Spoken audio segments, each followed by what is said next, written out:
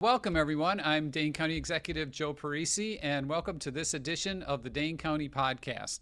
Today, I'm thrilled to have a good friend of mine and someone with whom the county works on a number of projects, the president and CEO of the Urban League of Greater Madison, Dr. Ruben Anthony. Dr. Anthony, welcome. Thank you, Joe. I'm glad to be on with you. It'd be great to have a conversation with you. I feel like I haven't seen you in a while. I know. I'm really looking forward to this. This will be good. We have so many partnerships and so much going on, and it's an exciting time in Madison. It's an exciting time in South Madison, and there's a lot of action happening, and the Urban League of Greater Madison is in the middle of all of this and the driver of a lot of it, too. So we hope everyone finds today's conversation interesting and informative. So let's go ahead and get started. Ruben, I thought it might be interesting for people to maybe get just a general overview of the Urban League. You know, we're all pretty familiar with the name, the Urban League. I'm certainly familiar with a lot of your programming. But could you give us kind of a general 30,000 feet what the Urban League, in particular our local Urban League, is involved with? Sure. So the Urban League, we say we're in the business of educating, employing, and empowering African Americans and other people who might not have a strong advocate, poor people, women, and a host of other folks. We want to make sure that we are a voice for some of those people who don't have a voice. But more than that, we want to do programming to make sure that we can give people access to wealth development, access to opportunities, access to job training, and to use our partnerships to get people in this community in jobs that are in demand. Yeah, and you are involved in so many different aspects of this. You know, we'll talk a little bit about some of the partnerships that we have, you know, with job training and creating job pipelines. You're involved in making housing affordable and accessible, especially on the South Side, where, you know, the positive and negative of all of the economic activity going on and growth now on the South Side is that it's good that there's finally a focus. There's a lot happening, but we need to be careful, and I know this is a passion of yours, to prevent gentrification of the South Side. Yeah, absolutely. While we provide services to folks in this whole region, right now we have an emphasis on South Madison. We see gentrification running wild in South Madison, and we're concerned about whether African American, Latinos, and other folks who are usually left out of these wealth development opportunities are standing on the sideline and looking in. And so we have forced our way into this conversation, and then we've begun to talk about, you know, the negative impacts of gentrification. And we were talking earlier, and I told you that I've seen this happen firsthand as a person that grew up in New York. And I grew up in Yonkers, New York, but I spent a lot of time in Harlem. My mother's sisters lived in Harlem, and so I spent a lot of time on 118th Street, 125th Street. And maybe 4 years ago or so, I went back to visit the old neighborhood, and it had changed. It was 100%, you know, African American and Latino when we were growing up. But when I went back, it was changed. It was all new condominiums. It was doctor's offices. And I asked the question, I was like, where are the Black people that used to be here? And they got moved out. And the community is different, you know, now. And the same thing we see happening in Madison, where a lot of new development is coming in. And those people that have traditionally lived in South Madison may not be able to afford to live there now because some of these rents are $2,000 or $3,000 a month. And so while it's nice to see the improvements, it's not nice to see the fact that, you know, we're driving people out of the neighborhood, and it's not good to see that we don't have inclusive development. So we're proposing a renaissance in South Madison so that brown and Black people and other people can be a part of this development, and it might be an inclusive development. So you've got projects like the Urban League, our Black Business Hub, you know, on the horizon. You've got the Center for Black Excellence that will be coming in 2024. You've got Central Hispano and the work that they do. A shovel went in the ground, you know, a few weeks ago. So they're on their way, and our building is almost done. So, you know, so we're beyond the talking stage, and now we're in the stage of actually executing, and collectively, these projects will change the landscape in South Madison. Yeah, and Ruben, that's the thing that I admire so much about you is that you don't just talk. You know, it's important to talk, it's important to make people's voices heard, but you act. And I was joking with you the other day when we were talking about the Black Business Hub, for example. You know, this one, and we'll talk a little bit, you know, about the Black Business Hub and what exactly it is and where it's going, but you know, only a few years back, this was an idea in your head, and today it's a reality. And you know, when when Ruben Anthony sets his eyes on something, look out! You better hop on the train because if you step in front of it, you're going to get run over by it. And Ruben, getting that kind of stuff done, especially you know, in a community where sometimes development it can be challenging, right? And you know, on the South Side, where before the Black Business Hub concept came to be, and before you started moving forward with that, you know, there had not been a lot of action in South Madison. We were certainly fortunate that Jack Daniels and his folks at MATC developed, you know, MATC on the South Side. That was a very important public project.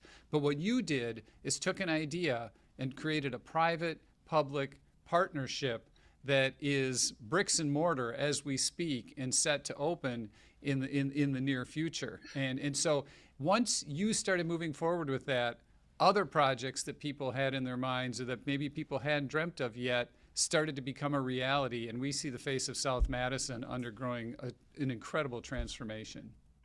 Yeah, absolutely. So the Jack Daniels Madison College project, you know, kind of gave permission that it's okay to invest in South Madison. Now, keep in mind that the Urban League had been there, right. you know, and had a vote of confidence in South Madison, you know, 2009, 2010. But having Madison College, you know, come along now and move their downtown facility into South Madison was a vote of confidence to developers that it's okay to come there. And so I always say, you know, that, you know, Jack led the way in these more recent years. But in terms of grabbing a hold to this whole concept of a renaissance and changing the whole face of South Madison and doing it collectively, saying that the Urban League can't do it by itself, but it's these collective projects that I just mentioned are the ones that really do it. So we have to set the example that we can make it real. So we, as we embarked on the Black Business Hub, we put together a design build scenario where we wanted to be design and build at the same time. And my board often says that we're building it as we're flying it. And in this environment, you know, you have to step in where there is opportunity. And I'll tell you, you know, the George Floyd, you know, era kind of made a difference in softening the hearts and opening up the minds of people to make an investment. And so we stepped into that space with the understanding that we have to move fast. And I want to say this, you know, when we first announced that we wanted to do the Black Business Hub, you in the county were the first ones on board. When I told you what we wanted to do, you didn't question or anything. You said, we're in for $2 million. We had that press conference and it was just an idea at that time. It was less than 2 years ago, right? You know, you stood up with us and so did at that time, Supervisor Sheila Stubbs, and we stood, and it was hot out there. And we were sweating. And he was like, "Why do we got on jackets, right?" You know, and we said that we were going to build a Black Business Hub, and we released this idea of a renaissance in South Madison, and it's now happening. And it would not have happened if it wasn't for the commitment of the county. You've been a great partner, not just on this, but on many things. But this really helped us really launch this, because when we got that $2 million from you, investors knew that this was a real project. And as we went into to talk about the need of a Black Business Hub, things just really took off. Well, I appreciate that, Ruben. I mean, it was an easy investment for us to make because of who we were investing in. And, you know, when we look at it, could you talk a little bit about kind of the timeline now? And I mean, as we just said, it's only been a couple of years ago that this has gone from idea and now under construction. Could you talk a little bit about when the hub is set to open, and maybe give us the listeners a little overview of what the business hub is and what its mission is and what'll be going on there? All right, so we broke ground in April of last year. If you remember, you were out there, the governor was out there, the mayor was out there. And that was a Uh, cold day. it was a cold day. Like 400 people came out there, to cheer us on, and it was cold, man. But we broke ground, almost a year ago, and now the hub is almost finished. We expect so the core and the shell is almost there, and we expect to start doing the tenant build outs now. We expect the first tenant, WEDC, to move into the space in June. And we expect the by September or August or September that we might have a grand opening. Prior to that grand opening this summer for our Unity picnic, we expect to have tours of the hub to kind of let people see what that hub is all about. But the hub is an 80,000 square foot, 4-story facility. And on that top floor is going to be the co-working space. This will be the space where we'll deal with minority-owned business growth from the start, to the finish. So we talk about having a full ecosystem of services to support those businesses. And Joe, one of the reasons that it was needed for a hub here in Dane County is that we've got 10,000 or so businesses in Dane County with more than one employee, and only 0.4% or 40 of those businesses are African American businesses. And on top of that, when you look at access to capital, when we were at the height of COVID, African American companies only got 5% of the PPP loans that were available. 95% of those who went for those loans were denied. So we needed to provide, access to capital. So we're going to build this hub where we've got the co-working spaces on the 4th floor, where we have where you can have a desk, you can have multiple office spaces, you can have access to event space, indoor, outdoor. And then we'll have supportive services in the building, like WIBIC will be in the building. The Black Chamber of Commerce will have Summit in the building, and Wisconsin Economic Development Corporation and many others in the building. WEDC will take up most of the 3rd floor. On that 2nd floor, again, we'll have a beauty school, we'll have a therapist. And then on the 1st floor, we expect to have an Afro-Caribbean corner restaurant. We'll have a bunch of co-working spaces there. We'll have another government tenant on the 1st floor. And then on that lower floor, we expect to have a commercial kitchen, which we're in partnership with the county on. So it'll be a full commercial kitchen with cold storage, dry storage, bike racks, and a host of other things. So it's just going to be a wonderful facility, again, where we can take those businesses through the full life cycle of development. And we've already started training. We started a partnership with Generator, and we're on our 3rd cohort with Generator. They offer what they call G Alpha and G Beta cohorts.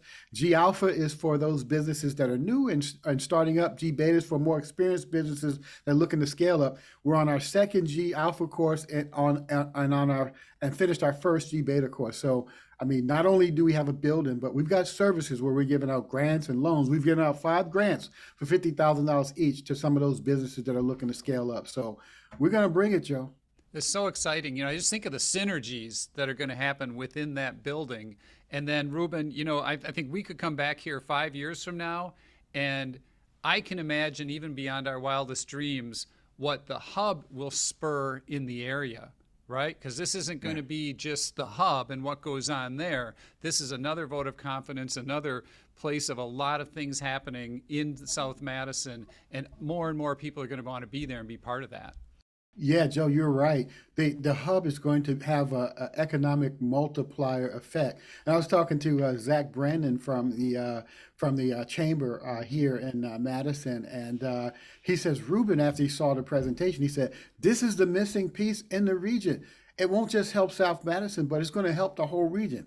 Because when we develop those businesses in the hub, they're going to leave. This is just the nest. They're going to go on the west side. They're going to go on the east side. They're going to go to Sun Prairie. They're going to go to Verona. And so this is just the start. And then those jobs, the neighbors in the South Madison area can walk to those jobs. We're going to create over 200 jobs, from the different businesses and government and nonprofit organizations that's there. So this is going to be an economic development gift to this community that's going to keep on giving for multiple generations. Yeah, there's so much untapped potential in this community that just needs the opportunity to thrive. I think it's important to focus on the positive aspect of this, right? I mean, because it is, and it's something that is growing, that's going to make a difference.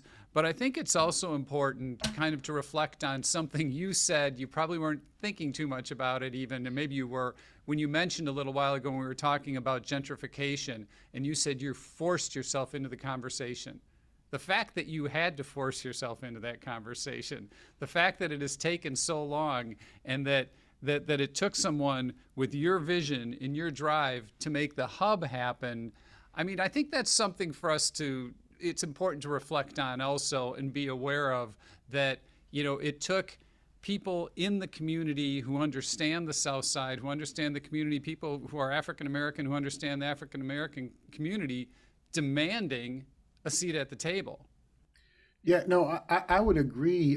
These are times, Joe, where we have to address many of the disparities that we face in this community, from education disparities to economic disparities. And it's not time to sit on your hands. It's time for the community to be a part of the solution. And, we started a conversation with the community called the Agenda South. And if you remember, SSM, Dean, they were going to take out the grocery store with their redesign. And I did call Damon Boatwright, who was the regional president and CEO at the time. And, we're friends. I said, hey, I got to promise you something. I said, what I can promise you is if you take out that grocery store, we're not going to be friends at the end of the day. I just need to warn you about that. And so he says, what do you mean? I said, because you're going to cause a food desert and you're really going to hurt South Madison. So we started that conversation with them. We brought him in a room, and after talking to him, he understood, and they actually built, or remodeled in place.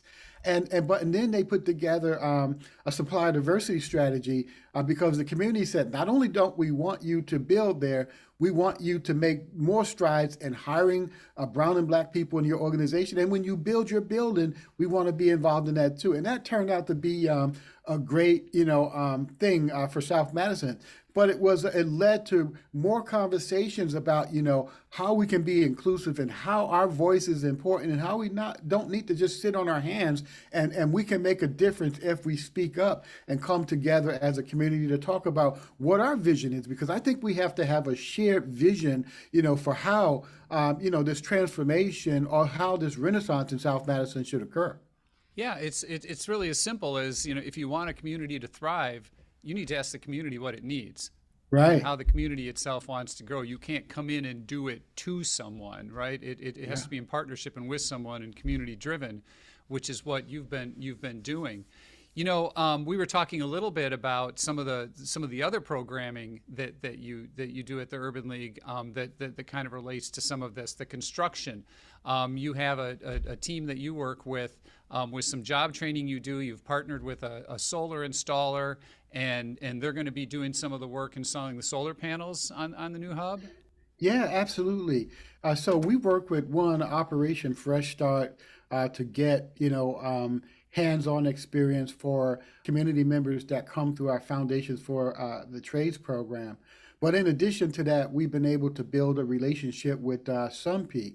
And through that relationship, not only have we been able to expose people to carpentry and other aspects of the trades, we've been able to have them participate, in renewable energy. And so on our Black Business Hub, we'll have a solar system, and we'll use the next class from the Foundation for the Trades to actually put those, to install the solar on top of our building. Yesterday was the first day that I had an opportunity to walk through the hub building. And we had our Foundations for the Trades folks working in there. They were putting in the staircases. They were showing them how to put in walls. And it was really just an emotional thing, really, to kind of see people from the community that needed a second chance in there now. And when we left there, Tri-North said that there are a couple of people in this class that are really good that we're going to hire. Hunt, we were able to get Hunt to come in there to do the HVAC. And Amigo, a Latino company. They live 3 houses down, and he's putting on the exterior cladding. And I'm like, so what a wonderful way to make this project the community's project, because those individuals are helping build it. And so, thanks goes to Tri-North and JLA Architects for diversifying the workforce and the businesses that are helping build it out. Yeah, I mean, a lot of times when we talk about diversifying workforces, be it in the trades or elsewhere, people say, "Well, yeah, I'd love to, but it's too hard. I can't find anyone. There isn't anyone out there." But you're showing that it can be done and how it can be done. It's built by the community, for the community, and it's inclusive. And absolutely. So we use what we call a TBO, targeted business opportunities, and that includes women, handicapped, veterans, African Americans, Latinos, and all of those. And we know that sometimes it's a pipeline issue. Do you actually have those businesses here ready, willing, and able to work, or do you have the labor ready, willing, and able to work?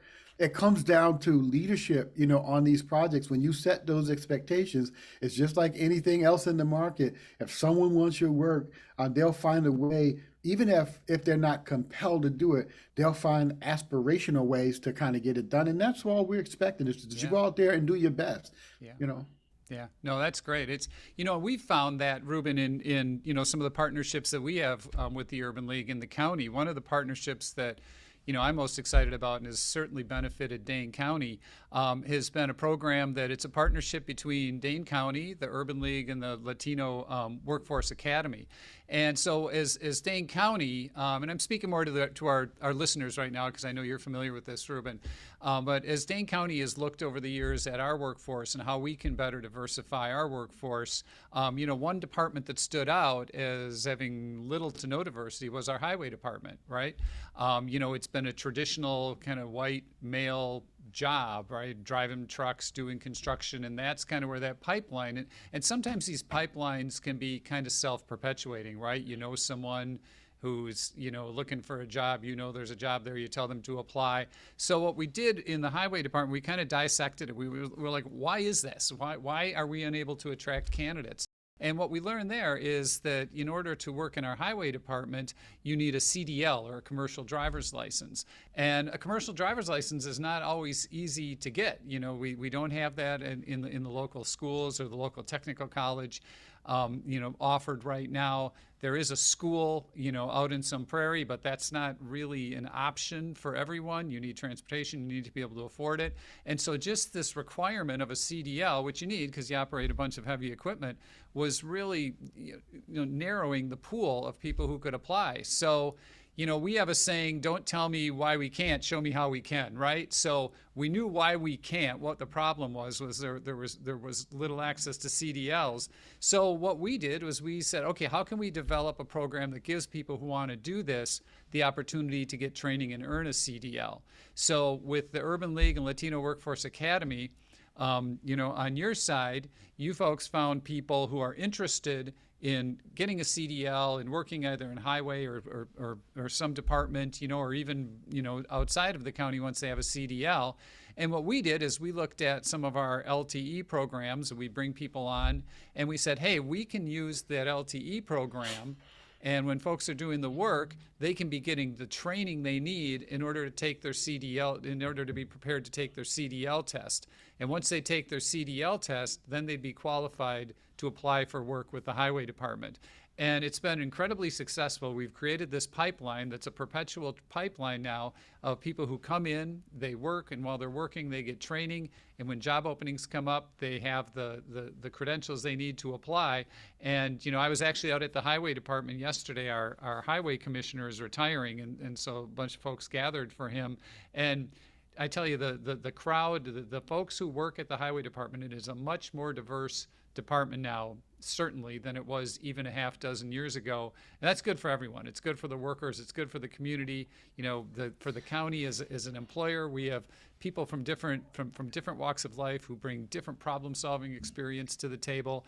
And so, we can talk about diversity on one hand, but what's really important is, what are we going to do about it? And how can we put together programming that accomplishes that goal? And I have to thank you, Ruben, and Baltazar from Latino Workforce Academy, because it's a lot of work. It's a lot of work putting these things together, but these are the kind of things we need to do to make sure everyone has access to these opportunities. Yeah, Joe, I have to thank you for the partnership and definitely thank Jerry Manley, Hmm. who will be missed. I've known Jerry probably for 30 years with, Yeah. working with him when I was at the Department of Transportation for the state. But with this program, you and Jerry has helped remove a barrier. And that barrier had been getting that access to the training to prepare individuals to get the CDL license. And certainly Baltazar and the Latino Academy of Workforce Development have been good partners in this. These jobs, we've done 7 cohorts so far. And I think the last cohort, we had winded down to 3 people, and those 3 people got jobs, after finishing. They scored the highest of all the 7 cohorts on their exams for the county jobs. And I was my workforce development director, Trista Whitehorse. She was so happy a couple of days ago. She called me and she says, when it was snowing out there, she said, I saw one of our guys driving the snowplow. And it was just a great, thing to see that, again, most of these individuals that are coming, they don't sometimes have the confidence in themselves that they can go into like highway, a heavy equipment operating. But boy, when they come through this program, you'll be lucky to keep them because it is a wonderful program, Yeah. and it's a scarcity of those with CDL licenses to drive heavy equipment. So I just applaud you for the partnership. A lot of times people focus on public and private partnerships, but public and non-profit partnerships, Yeah. pay off great dividends, and we've seen that with this program, and we certainly have seen that with the Black Business Hub, which is a private, public, and nonprofit partnership, PPN, not PPP. Yeah, so I think it's important, and one of the reasons I like to talk about this because I'd like, if there are other employers listening to this program or other nonprofits, anyone, to think about that pipeline creation and how can you create that pipeline? Because again, too often someone will say, "Well, no one applied. The pool wasn't deep enough." So we didn't have a diverse pool. Well, there are things you can do to make the pool more diverse because it's a lot of it's about the grapevine too. You need to be inclusive and make sure everyone has access to this. Yeah, Joe, can I say one more thing? Yeah. So, when you have like an operation, a snow plow removing operation or heavy equipment operation, sometimes during the season, some of that equipment might be underutilized. And we talked about that when we first started. Some of that winter equipment might be underutilized, but that's a great opportunity or a great time to train others about, how to use and operate that equipment. And you took advantage, and your team took advantage of that opportunity where you had low time. You were able to add value to a nonprofit and to community members by saying, let's train on this equipment while it's in the downtime. And Yeah. so it's a great program. Yeah, no, we really appreciate it. And this is similar. It's similar. We touched on it a little bit to your partnership with that solar company, right? Where you guys met. My understanding is you were having a conversation with the owner of the company, and he was talking about the need for workers, and you were saying, well, maybe we can do a partnership. And so your foundation for the trades, Ruben, did you want to talk a little bit about what exactly that is then? Is Sure. it literally what it sounds like? Yeah, so the Foundation for the Trades is an opportunity. It usually takes about 6 to 7 weeks of training. And so we partner with Operation Fresh Start. We partner with Sunpeak and other entities so that members from the community that don't have construction experience and they want to enter into the trades, they get a chance to, one, have classroom training about the different career opportunities in the trades. They get to learn about how you can access the unions. They take actually training to prepare them for the AccuPlacer test. We brought in a math tutor because sometimes math is the most difficult part, of that training, and so helping them get through the fear of math and really how to do blueprint reading, and then the hands-on part comes in where Operation Fresh Start teaches them how to use the hammer, how to use the saw, how to use the equipment. And now actually they take them out in the field and give them the experience that building a house or participating on a construction project. And then at the end of that training period, we bring in different construction companies. And I can tell you the construction companies are almost fighting for these guys today. So if you get 8, men and or women, coming through this training program, almost all of them have more one or two job offers. And, it's really special to see these folks get these jobs.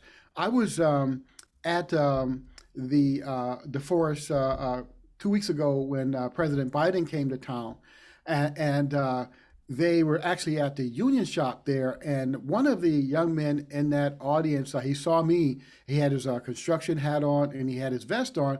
And he called me over and he says, "Hey," he says, "who are you?" And I said, "I'm Ruben Anthony." He said, "Where do you work?" I said, "At the Urban League." He said, "Hey," he said, "I went through your Foundations for the Trades program." He said, "Before I came through that program," he says, "I was on the streets of Chicago doing some things.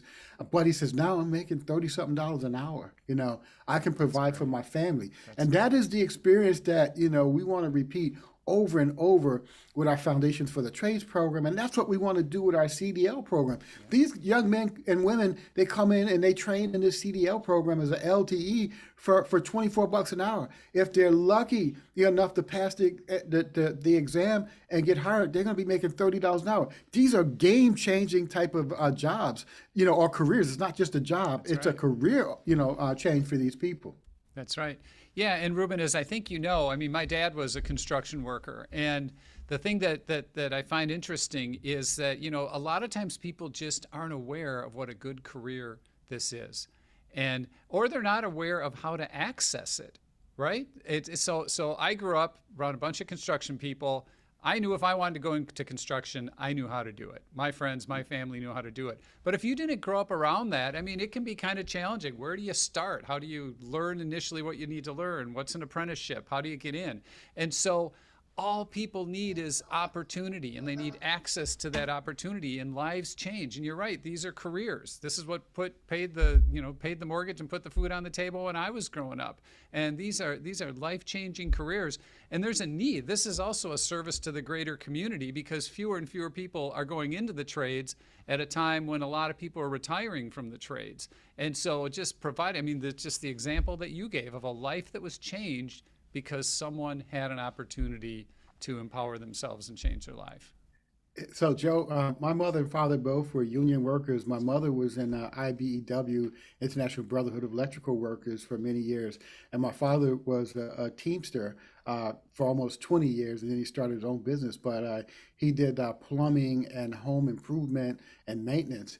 And I can remember when I was a graduate student at Jackson State, and I would follow him to make extra money with the plumbing in Mississippi. And in Mississippi, the houses are raised up off the ground, and you have to go under the house to do the plumbing. And I was always afraid of snakes. And I'm like, and I was a big guy too. And I'm like, "You want me to come down there?" He said, and I'm just handing him the tools. And he would always say, "Son," he said, "you just got to make enough noise before you get under there." And he'd be under there fixing it. It'd be 100 degrees out there. And, one time, he did a big job, and he got a check, and he showed me the check. He said, "College boy, do you make money like this?" And then he made a good living, in the trades. And it is a great, opportunity to have a career. Yeah. Sometimes college is not, the right thing for everybody. And there's nothing wrong with, doing honest, hard labor, and stuff like that, but it's hard work. But if you're ready to show up on a job, every day, and learn, and be able to put up with a little stuff, because it's not going to be an easy route, being out in the field with construction workers. Sometimes there's some cultural insensitivity and things like that, but you have to toughen up, and be able to make it through. I spent 24 years in the transportation industry, and that was pretty much an all-white male, industry, as well. I can remember when I first got hired on as the deputy secretary there, I had to tell the road builders, when I came in, that we were going to have a higher supply of diversity. So I'm up in Lake Delton somewhere, and so I go into this room, and I'm the only black guy in the room, and there's all these old white dudes in the room, and I say, "We're going to increase the goal." Well, increasing the goal decreases their money. By the time I got back to the office, they had called my boss. He said about 10 people called him and said, this guy should be fired, but, people don't want change in that industry. But, it provides an opportunity for you to go in there and do your best, and try to, make it work. Is there any way, Ruben, to describe what that felt like? I mean, that sounds pretty intimidating to me, but you're not easily intimidated, has been my experience. No, yeah, it was, when I knew I had a mission when I got there, that we were going to get higher supplier diversity because we were getting ready to build the Marquette Interchange, an $800 million project in the city of Milwaukee. Yep. And I also had to go tell the folks in the city of Milwaukee that we were bringing that project through. And it had destroyed so many black neighborhoods and parks and things when it initially came through, that was a hard conversation as well. But I knew that this time around, if we did it, African Americans could not just be sitting on their porches on the outside and watching people come in there and get paid $25, $30 an hour and not be included. And I also knew that the minority-owned businesses, the most of them are in Milwaukee. And at that time, the governor said that in order to have successful economic development for the whole state, it has to happen in Milwaukee too. So I was on a mission when I went in there, and I knew that I had to deliver this message. And I knew that it was going to be tough because for years, nobody had ever forced the hand of the road building industry to say that, you have to bring in more brown and black individuals. And I'll tell you, on that Marquette Interchange project, we broke records. Of the 4,000 workers that were on that project, 1,000 of them were minority workers. Wow. Of the businesses that worked on that project, we gave $124 million to women and minority-owned workers. So it was about 84 workers or something like that, 84 businesses on that project. So I know that it can happen. And so with all of the scrutiny that I took for that, from that industry, it was worthwhile because some of those companies are still around today. That's great. I mean, it's just another example of the drive and determination and abilities of Ruben Anthony, that's for sure. Ruben, one more project I'd like to talk about before we wrap it up is, we touched briefly, I want to bring it back to the South Side and gentrification. In addition to everything else you're involved with, we've just touched on a few of the things, you've been involved in home ownership on the South Side too. Can you tell us a little bit about that and how that's gone? Sure. The Urban League of Greater Madison has been involved in home ownership for several decades. Initially, they participated in low-income housing tax credits, a program where they bought over 50 homes. And with those 50 or so homes, an individual had to live in the home and lease the home for 15 years before they could become a homeowner. We had 0 defaults on that program, and all those individuals now own their homes. More recently, in the last couple of years, we changed the financing method and we started using new market tax credits. And with the new market tax credits, we purchased 16 homes, and most of those were in South Madison. With that, we can make families homeowners from day one. The Urban League acts as the bank. We put together a financing package, and we are able to give them interest-only loans for 7 years. And so after 7 years, they have to refinance and take the Urban League out of the deal. But one special part of that program was that we were able to have them, because they're only paying interest only, put some money aside, for maintenance of those homes. If a roof goes out or heater goes out, they've got funds to work with. If it doesn't go out, they've got that money after 7 years, in addition to the equity from remodeling the homes. All the homes we remodeled so they were almost like new. And so now we talk about wealth building. This is real wealth building because we made an investment in the improvement. We transfer that wealth to this family, and we give them that money that's in that wealth building account. And guess what? Home ownership is the way that most of us send our kids to college. It's the way that we invest in businesses, and it's that nest egg that we need for retirement. So this is real wealth building from our standpoint. Yeah, I mean, and I look at the term wealth building, and on so many levels, that's what you're doing. It would be it with the home ownership, with the job training, with the Black Business Hub, with not only the construction of it, but the entrepreneurship, the growing businesses on so many levels. Just the core of what needs to be done is really that's what's at the core of so much of what you're doing. No, that's absolutely right because so often, we don't have, not only don't we have access to capital, but we don't have access to the right types of opportunities to allow us to have, to be able to support our families, to be able to send our kids to college and just to, make a sustainable living. Yeah, yeah. I mean, I have to say, for anyone listening to this who wasn't sure what the Urban League was involved with, and what you did and what you accomplish on a daily basis, I can't help but imagine how impressed people must be right now. And Ruben didn't ask me to do this, but I'm going to let people know when it comes time to support local nonprofits, and you're looking for a group that is effective and is a change maker in this community, remember the Urban League. It's an investment, certainly, as Ruben mentioned, the county has made investments in the Urban League with the Urban League and it gone into partnership with the Urban League because the return on that investment is huge because it's such an amazingly impactful organization. And Ruben, we're just so grateful to you and your team, and it's quite a team that you have there too, for the difference. It's one of the hardest working teams that I have seen, and it's one of the most results-driven teams that I've witnessed also, and it's so appreciated. I can't imagine our community without you and without the Urban League.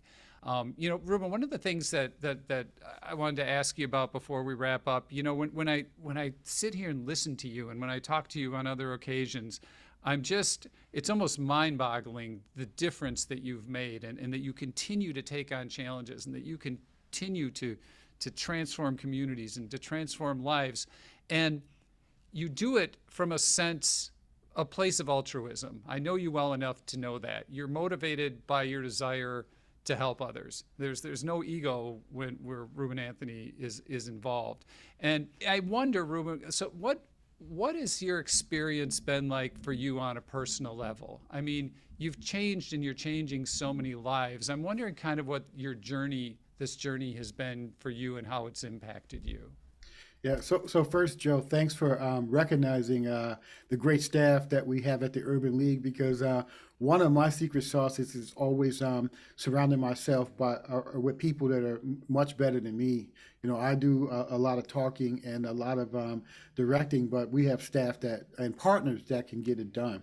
And so the journey, for me, has been, I come from, Yonkers, New York. And I come from a very poor neighborhood, but it was the Urban League, at that time. I went to the Urban League as a kid. That was there for me. It was the community centers there for me. And it was the community that got behind me, to say, go, you got an opportunity to go and do something great. You seem to be smart, go use it, for the betterment of the community. Don't forget, about the community, and I never will. Mm-hmm. And so I feel blessed to have the opportunity to serve. I've been in Madison for about 35 years, and I raised a family here, 3 children, and so it's been good. And so at this point, it's like giving back, preparing the next generation of leaders, but doing as much as we can do to serve the people of this community, listening to the people of this community, and letting them know that they have our ear. People walk in my office, like it's an open door policy, and I always want it to be like that. We are here to serve this community, and then to do it behind a wonderful brand like the Urban League. The Urban League has been around since 1910. And with the original intent, of helping Black people, find their way into safe places. During the, early days, they were wanting to help, folks that were running from the Jim Crow South find their way into good manufacturing and factory jobs. And my family was a part of that migration. In 1961, my mother was pregnant with me, and her and 5 other of her siblings all left, Mississippi, running from Jim Crow, looking for the type of opportunity that I did find in New York, the type of opportunity that I found here in Wisconsin. And we need to continue to make a way and continue to provide opportunities for brown and black people. And again, Joe, like you said, is to get ourselves out of the way, but find the great partnerships that we can have, and surround ourselves with people that want to work just as hard as we do to make a difference here in Madison and Dane County. Well, you make a difference, you do. That's for sure. Ruben, I Thank you. appreciate you so much. I'm honored to call you my friend. I appreciate the fact that you took the time today Always. out of your schedule. I will say for the record that this is late Friday afternoon during March Madness, and everyone else on the planet's watching basketball.